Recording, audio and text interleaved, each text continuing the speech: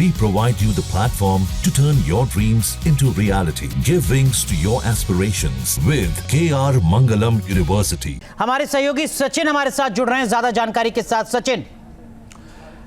अनुराग, देखिए ये हमला हुआ और हमले के बाद तमाम बड़े सवाल भी खड़े हुए, लेकिन अब आपको हमको ग्राफिक्स जरिए मैं आपको जरा ये विस्तार से बताने जा रहा हूं कि आखिर कहां पर ये हमला हुआ और लोकेशंस आखिर उनकी क्या क्या रही है। आप देखिए ये जो लोकेशंस है वो बहावलपुर की है, जहां पर जैश ए मोहम्मद का हेडक्वार्टर है, और आप देख पा रहे हैं किस तरीके से 100 किलोमीटर दूर जो ये पूरा इलाका है ये आप देख पा रहे हैं, और यहां पर ये हमला हुआ।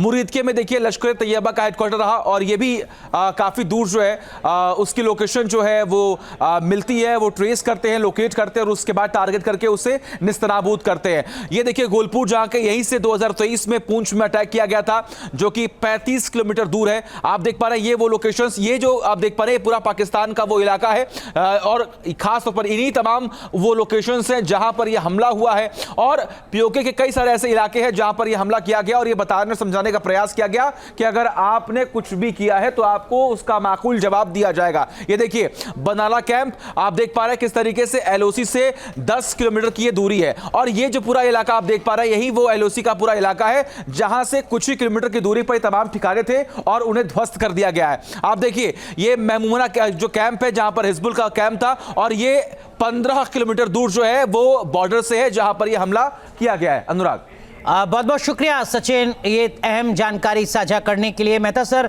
ये जो डिस्टेंस है इस डिस्टेंस का क्या मतलब है? सर मैं देख रहा था जो मैक्सिमम डिस्टेंस रही है वो लगभग 100 किलोमीटर के आसपास, 90 किलोमीटर के आसपास है। कोई 15 किलोमीटर दूर है, कोई 10 किलोमीटर दूर है।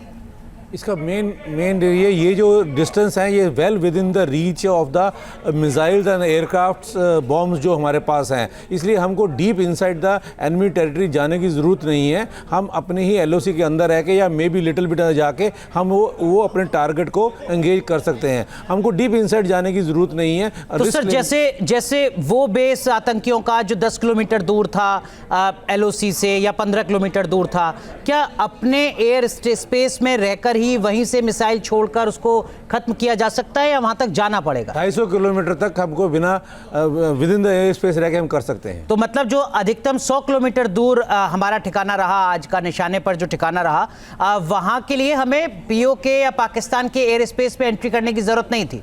पहली बात तो अभी वो एलओसी का मायने ही नहीं रहे, क्योंकि पाकिस्तान ने शिमला समझौता खुद ही तोड़ दिया, खत्म कर दिया हो। जी, अगर शिमला समझौता में ही एलओसी की बात कही है, जब वो शिमला समझौता ही नहीं रहा तो एलओसी रही नहीं है। दूसरी बात, हमको वहाँ डीप इनसाइड उनकी टेरिटरी में एयर स्पेस में जाने की ज़रूरत ही नहीं पड़ेगी, क्योंकि हमारे जो मिसाइल हैं वो एयरक्राफ्ट है capable of firing from the air to surface within our own territory which will go up to 250 to 300 kilometre तक जा सकते हैं। न्यूज नेशन अब व्हाट्सएप पर खबरों की ताजा अपडेट के लिए न्यूज नेशन के इस क्यूआर कोड को स्कैन करें।